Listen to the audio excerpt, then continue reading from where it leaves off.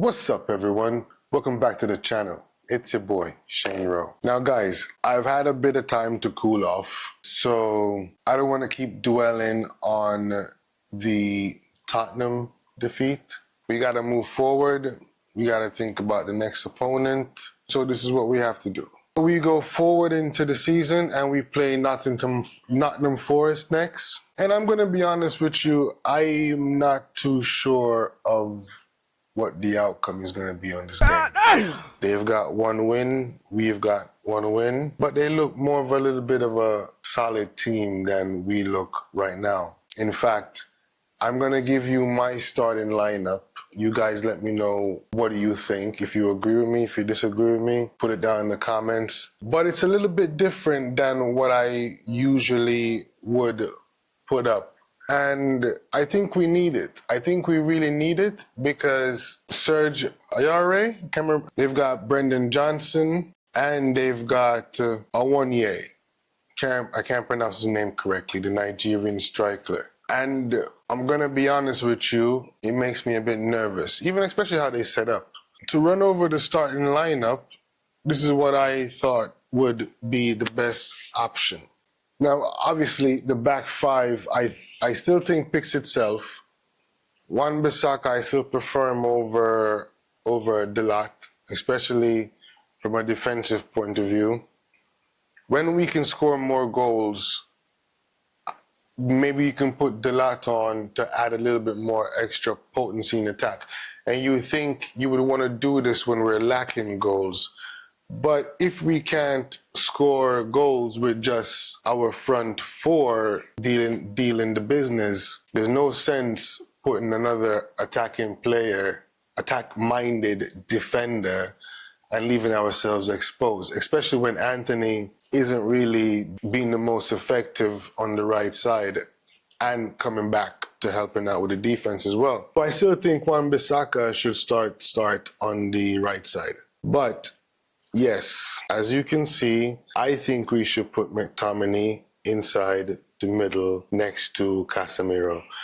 And I know you're saying, we just found out that Mason Mount is going to be injured for the next couple of weeks, 2 to 3 weeks. And Eriksen would get an opportunity in there. But I think for the next game, for this game coming up, considering Casemiro has looked very exposed in the last 2 games, I don't think Eriksen would be the best suited for the type of job that we're going to need done. And that job is going to be the cleanup man. And no one fits the description better than to put McTominay inside that position as the cleanup man and taking care of everything that Delino and Mangala, because they're very good at the passing, the both of them. So we're going to need somebody to break that up.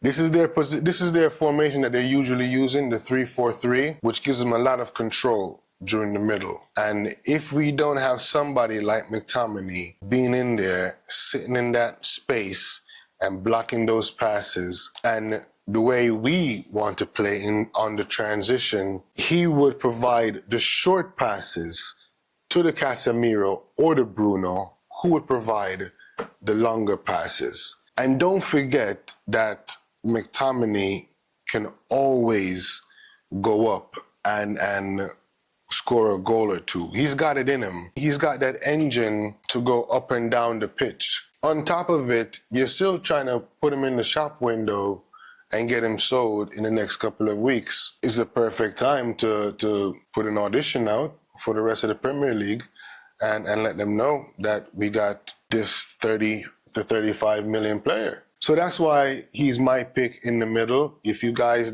disagree, let me know in the comments. If you agree, let me know in the comments. But as I said, when you look at our midfield options right now, Mount is out, so there's only Eriksen, McTominay. You guys let me know who else, but I don't think there's anyone else that we can put in that starting lineup.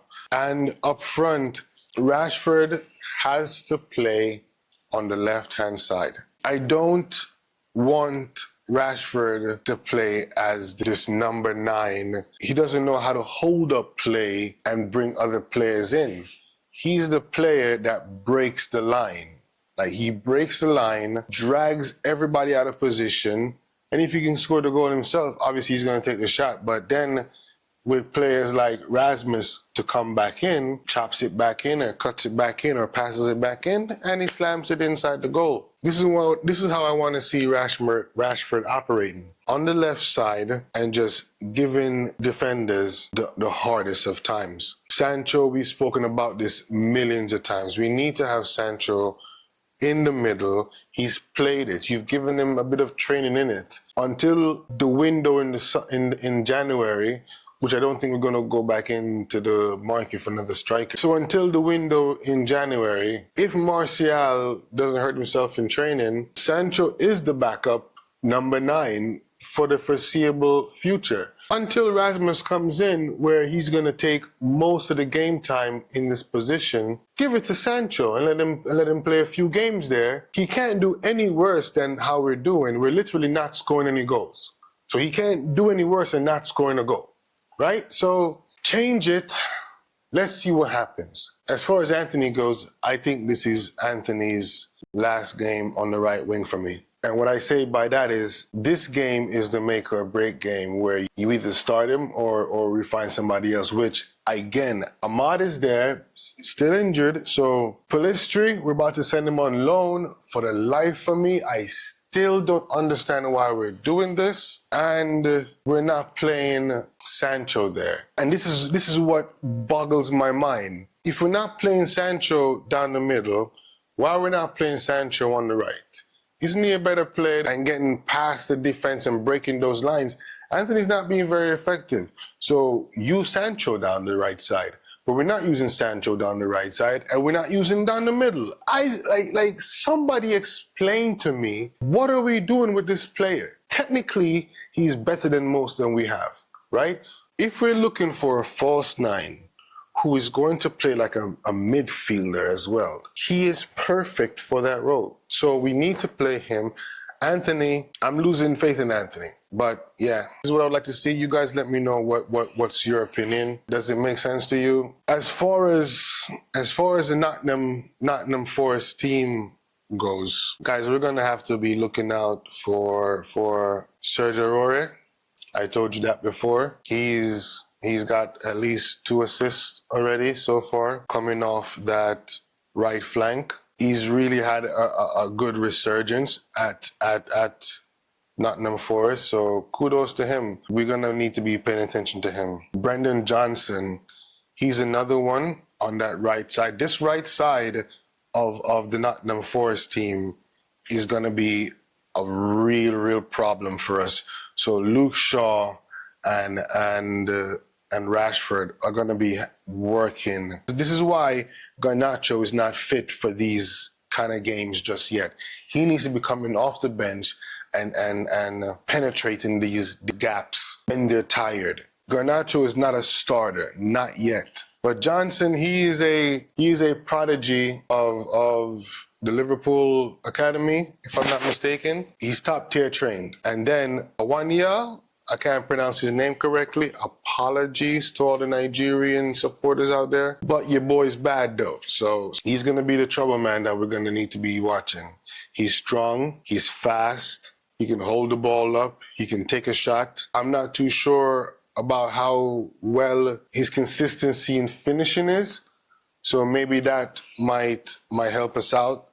But seeing our midfield in the past couple of games, they're going to get opportunities. Wolves had 24. I'm not even sure how many Tottenham had, but whatever they had, they took the chances. Us on the other end. So this game is a make or break for a lot of things.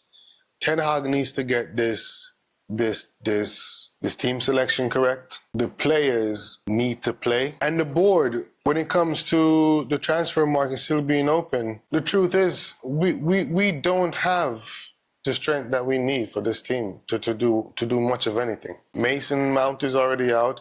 And in one of my first videos, I did say to you, it depends on which Mason Mount we get. because he was already nursing an injury from Chelsea. And that's one of the reasons why he didn't play so many games last season.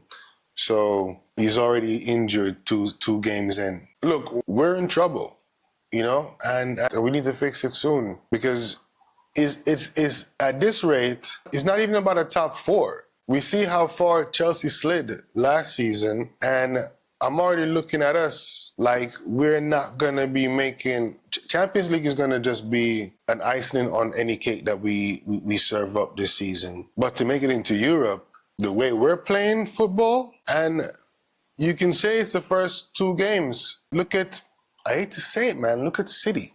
You know, look at Brighton. They haven't missed a beat. They sold half the team, and they're just still playing ball. Look at Newcastle. Guys, we're going to have to figure this out soon.